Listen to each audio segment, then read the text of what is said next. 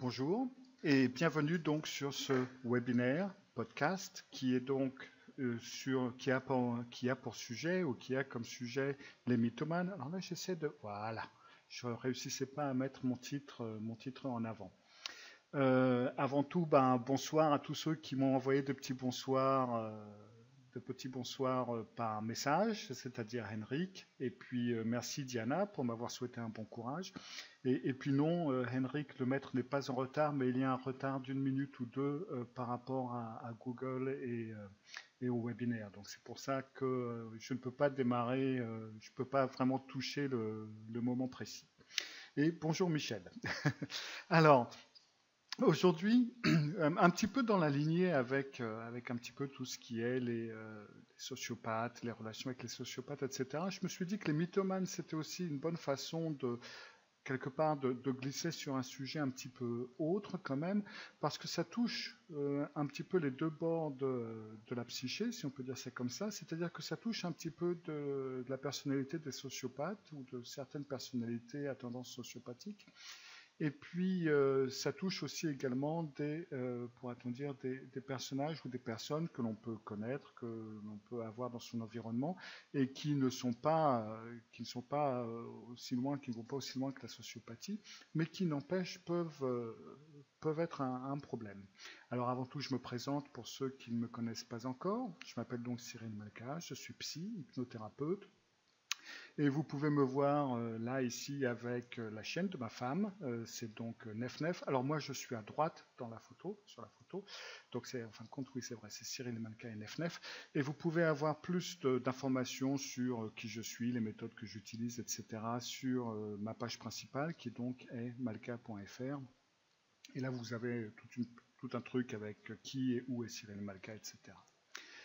Maintenant, revenons sur le sujet donc, qui nous intéresse, c'est-à-dire les mythomanes. Alors, les mythomanes ou la mythomanie, c'est en fin de compte synonyme de mensonge pathologique, c'est-à-dire qu'on fait la différence entre ce qu'on appelle le mensonge utilitaire et le mensonge pathologique. Un mensonge utilitaire, c'est un mensonge qu'on a tous fait et que l'on fait tous,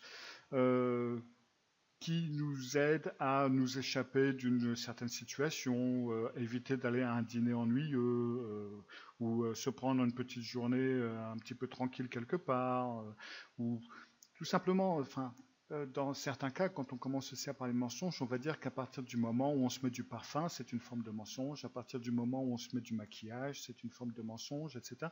Donc il y a tous ces petits mensonges utilitaires qui peuvent être plus ou moins graves, plus ou moins importants, etc. Mais qui ont donc une utilité, qui ont une raison d'être, peut-on dire, pour éviter quelque chose, pour améliorer autre chose, pour obtenir un boulot. Enfin bref, il y a un but à ce mensonge. Que pour le mythomane, pour le mensonge pathologique, le but n'est pas toujours évident. Alors oui, des fois, bien entendu, le but du mensonge du mythomane, c'est de se faire paraître dans une lumière plus intéressante, de se faire paraître comme une personne plus intéressante, plus passionnante, etc. etc. Parce que les mensonges qui vous sont servis par les mythomanes, c'est pas n'importe quel mensonge. Enfin, je veux dire, c'est vraiment, moi, je suis la fille de l'impératrice, ceci, cela, etc. Enfin, par exemple, pour vous donner un exemple, il y avait cette femme qui avait cru pendant des années que son mari, en fin de compte, avait été champion de ski pour l'équipe de Suède, je ne sais plus trop quoi. Et donc, elle croyait vraiment que, oui, il avait été un champion. Et donc, quand ils allaient en station de ski ou ce que vous voulez, ils ramenaient plein de passes gratuits pour les enfants, pour qu'ils donnaient aux gens comme ça, parce que on les lui donnait à lui du fait pour le remercier du fait où il avait fait partie de cette équipe et qu'il avait été champion. Donc, il pouvait avoir tous les passes qu'il voulait gratuitement. Donc, il prenait tous ces passes et les donnait aux gens, etc. Puis un jour, cette femme s'est aperçue, en fin de compte, que son mari, en fin de compte, il achetait ses passes. Il ne lui était pas donné, il les achetait. Et puis, il avait aussi une entreprise informatique qui marchait très bien, et il gagnait vraiment beaucoup d'argent, elle avait des projets très intéressants. Et puis un jour, elle s'est rendue, enfin un jour, elle l'a vu dans un bar, pas très loin de là où ils habitaient, en train de jouer au flipper à 11 heures du matin, dans la matinée, alors qu'il devait être au travail. Et c'est comme ça qu'elle s'est aperçue qu'en fin de compte, bah non, il n'avait pas de boulot, il faisait rien de ses journées, et qu'en fin de compte, il avait fait plein de prêts à la consommation, il avait totalement plombé leur économie. Et en fin de compte, il bossait pas. Quand elle l'a confronté à ces mensonges, il est devenu violent et ça s'est très mal terminé. Et donc il a pu, il a terminé, enfin il a fait un séjour en hôpital. Et puis bon, ils se sont séparés et elle l'a rencontré quelques années plus tard. Il était dans exactement les mêmes mensonges avec une autre personne. Donc les mensonges de la mythomanie, ça peut aller très loin. Vous connaissez peut-être l'affaire de Jean-Claude Roman. C'était un homme qui avait fait croire à toute sa famille pendant 18 ans qu'il travaillait comme médecin pour l'OMS ou WHO, l'Organisation mondiale de la santé. Il aurait fait croire ça pendant 18 ans. En fin de compte, le rêve s'était interrompu. Il avait fait ses 2 années de médecine. Et si je me souviens bien, il y avait un truc où, à la fin, il n'avait pas fini sa 2e année quelque part. Et donc, plutôt que d'admettre son échec à sa 2e année de médecine, il avait donc continué à payer son entrée à la faculté pendant le nombre d'années nécessaires, et il a fait croire pendant des années à sa famille qu'il avait donc poursuivi ses études, puis qu'il avait décroché un job à l'OMS, qu'il était aimé par tout le monde, que tout le monde était impressionné par son savoir.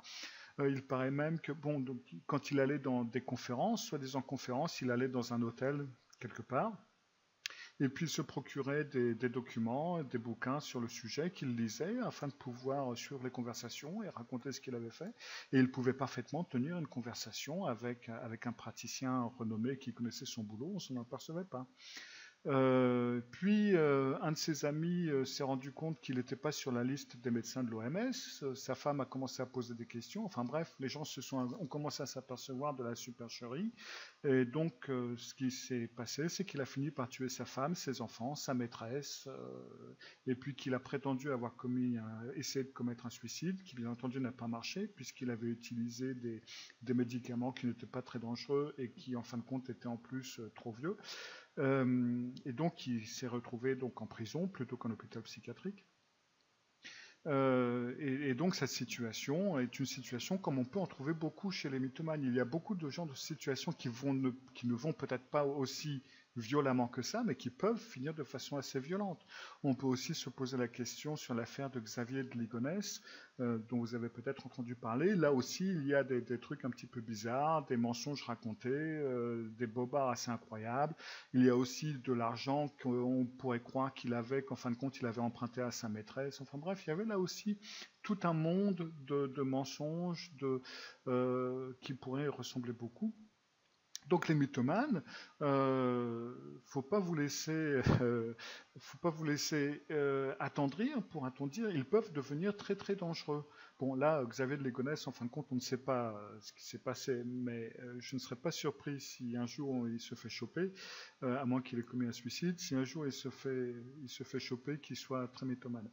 Mais les personnes mythomanes peuvent devenir extrêmement violentes une fois qu'elles sont démasquées. Alors on va déjà commencer un petit peu à répondre quelques questions, pourrait-on dire un peu importantes par rapport à la mythomanie, puis après on va voir un petit peu ce qu'on en sait, parce que quelque part, en fin de compte, si on lit différents rapports, différentes études qui ont été faites sur le mythomane, il y en a vraiment beaucoup, ou ce qu'on peut appeler le menteur pathologique. En fin de compte, vous allez lire 150 rapports et vous aurez 150 opinions différentes.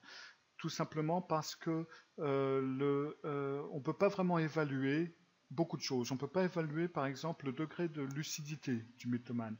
Des fois, on pourrait croire qu'ils croient en leurs mensonges et qu'ils sont vraiment dans un autre monde. Mais dans d'autres situations, non, on peut bien s'apercevoir qu'en fin de compte, ils savent parfaitement que ce qu'ils racontent, ce sont des bobards. Donc, il est très difficile de faire une évaluation du mythomane. Et lorsque l'on commence à démasquer certains de leurs mensonges, parce que de toute façon, c'est un petit peu comme s'ils commencent par un petit mensonge, et puis une chose en prend un autre, et puis on passe à un autre mensonge, et un troisième, un quatrième. Et si on commence à démasquer certains trucs, ou parce qu'on a certains savoirs, ou parce qu'on sait certaines choses, ou tout simplement parce qu'on s'en est aperçu, eh ben, ils vont, en tant que première défense, ils vont donc trouver un autre mensonge encore plus gros quelque part. Et si on démasque aussi celui-ci, eh ben c'est là où on risque d'arriver à un moment donné à ce qu'ils se sentent donc le dos au mur. Et là, les choses se compliquent parce qu'ils deviennent angoissés, ils entrent dans leur personnalité quelque part est en train de se craqueler. Et donc, ils vont en direction de l'angoisse, pourra-t-on dire, ils vont dans le monde de l'angoisse, et pour se sortir de cette angoisse, la réaction qu'ils vont pouvoir avoir peut être violente. La plupart du temps, c'est un fait qu'ils peuvent avoir une réaction un peu violente vis-à-vis des proches, et puis généralement se faire interner en psy ou aller en psy, faire un petit séjour en psy pendant quelques temps, et puis après ils ressortent, et puis ils recommencent à zéro quelque part avec une autre personne, exactement le même genre d'histoire quelque part. En fin de compte, ce sont des personnes qui ne vont pas pouvoir évoluer dans leur vie parce qu'ils sont toujours obligés, ils se sentent toujours obligés de s'inventer une autre vie. En fin de compte, ils ne sont pas à l'aise dans leur vie, dans leur personnalité, et ils se trouvent une autre vie qui leur paraît beaucoup plus intéressante. On a essayé de voir un petit peu, mais qui sont ces personnes en fin de compte? Est-ce qu'il y a des points communs? Et bizarrement, en fin de compte, non. On va trouver les mythomanes dans tous les milieux, dans tous les environnements. C'est pas des personnes. Bon, certains ont eu des enfances difficiles, d'autres non. Certains ont eu des enfances aisées, d'autres non. Certains viennent de milieux riches, d'autres non. Enfin bref, il n'y a pas vraiment, on peut pas vraiment les catégoriser dans une catégorie. Personnellement, et ça j'y reviendrai un petit peu plus tard, c'est parce que je pense qu'on prend le mythomane comme un syndrome, pourrait-on dire une personnalité, alors que je pense que c'est plutôt un symptôme et seulement une partie de la personnalité. Et tout comme n'importe quel symptôme ou n'importe quelle partie de la personnalité, celui-ci peut être accroché à plusieurs genres de personnes. Et c'est pour ça que l'on va pouvoir trouver ce symptôme du mythomane dans beaucoup d'autres personnalités. Et comme ces diverses autres personnalités ont des problèmes qui viennent de différents endroits, eh ben on ne peut pas trouver exactement d'où vient le symptôme du mythomane. Mais je vais y revenir un petit peu plus tard d'ailleurs sur ce sujet. Mais donc on les trouve dans tous les milieux, et puis on dit généralement c'est un petit peu comme si ces personnes ont un manque d'amour de soi. Ils ne s'aiment pas comme ils sont, ils ne s'aiment pas avec ce qu'ils ressentent, avec la vie qu'ils ont, et donc ils sont obligés de s'inventer une autre personnalité. On trouve aussi beaucoup de mythomanie dans les personnes qui souffrent de narcissisme, et donc aussi également les sociopathes, comme je l'ai déjà dit.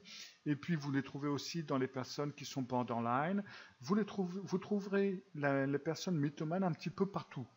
Et vous pourrez avoir des personnes qui vous paraissent, pourrait-on dire au premier abord, tout à fait normales, et vous vous rendrez compte que ces personnes-là mentent énormément, même sur des petits détails.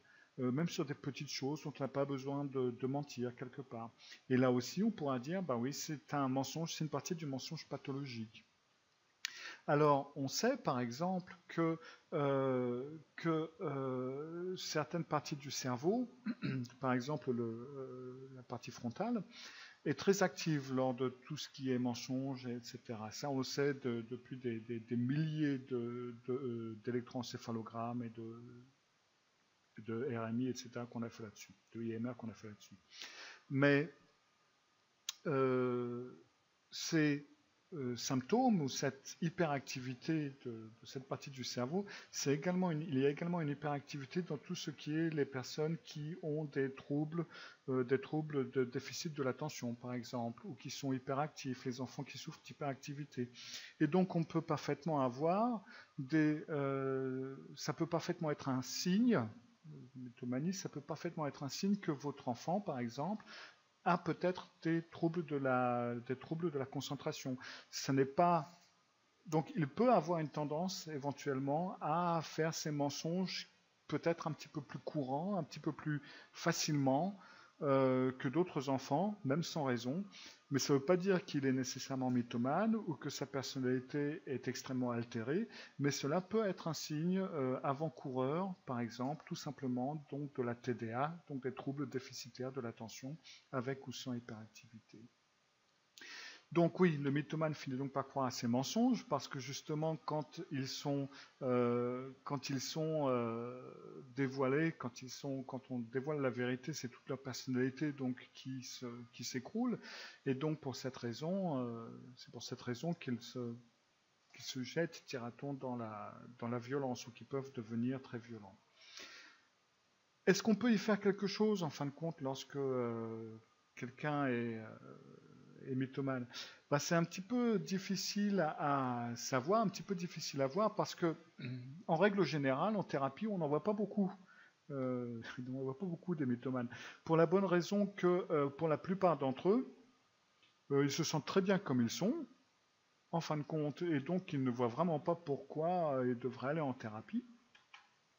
Et puis, à la limite, si on finit par le pousser ou par la pousser à aller en thérapie. Alors, le ou là, d'après certains chiffres, il y a autant d'hommes que de femmes, mais d'après certains autres, il y a plus de femmes que d'hommes. Donc celui-là, peut-être qu'on pourrait dire mesdames plutôt que messieurs. Mais bon, la parité, donc on va dire c'est 50-50. Mais donc on ne peut pas, déjà on ne peut pas obtenir de bons résultats lorsque l'on force quelqu'un à aller en thérapie, que ce soit n'importe qui, si on l'oblige d'une façon ou d'une autre à lui dire si tu ne vas pas en thérapie je te quitte ou un truc dans ce genre-là. De toute façon les résultats qu'on obtient dans ces cas d'ultimatum, c'est jamais très bon.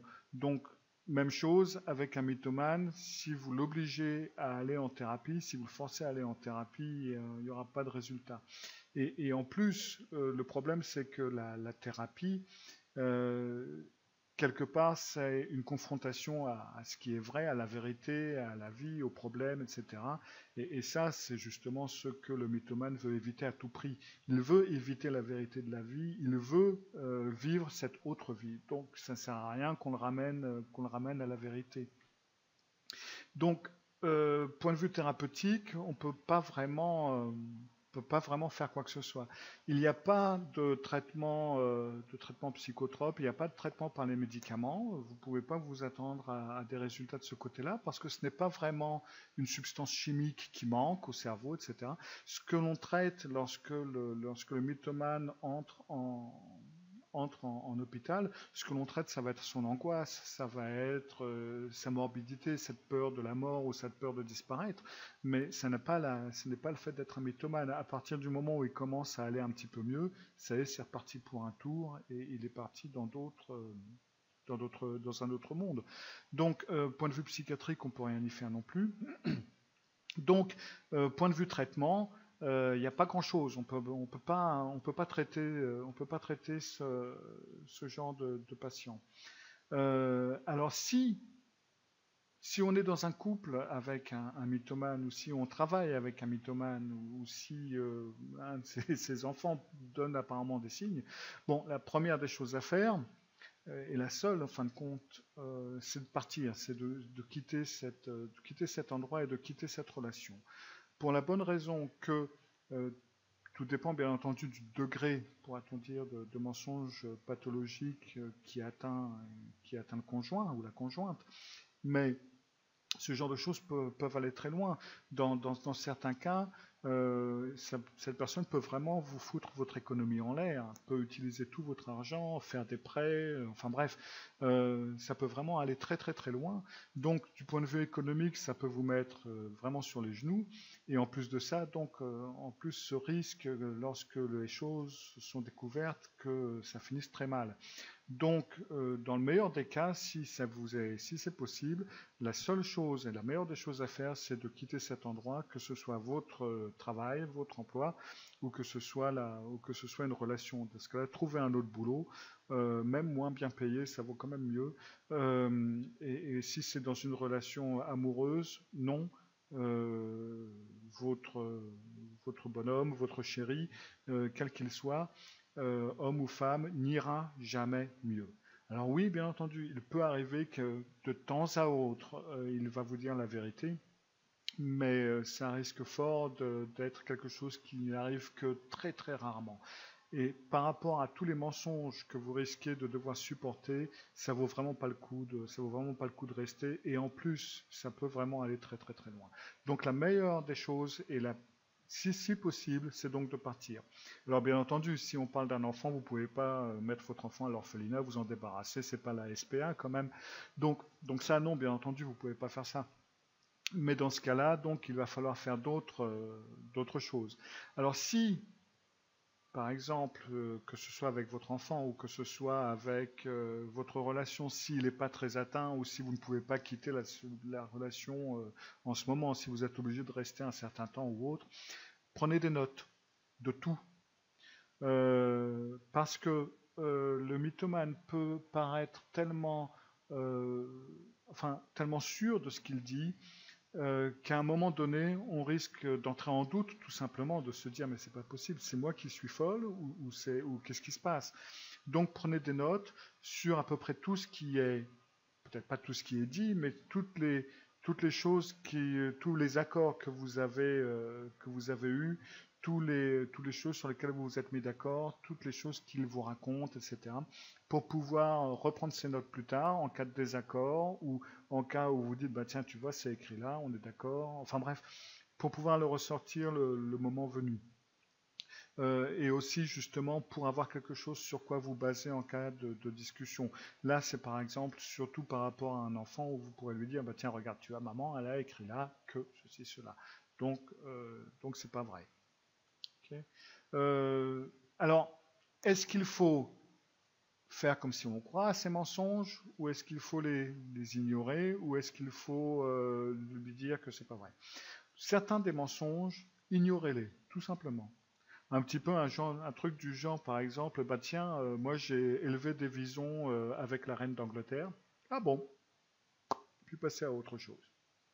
Quelque part, le mythomane, c'est un fait, il est beaucoup dans le monde des mensonges et il y croit, etc. Mais il n'est pas, il n'est pas bête nécessairement. Il va bien voir que là vous ne le croyez pas et que ça ne marche pas. Ce n'est pas comme si la personne était psychotique et vivait totalement dans cet autre monde, et c'est bien là où peut être un peu le problème. C'est qu'en fin de compte, il ne délire pas.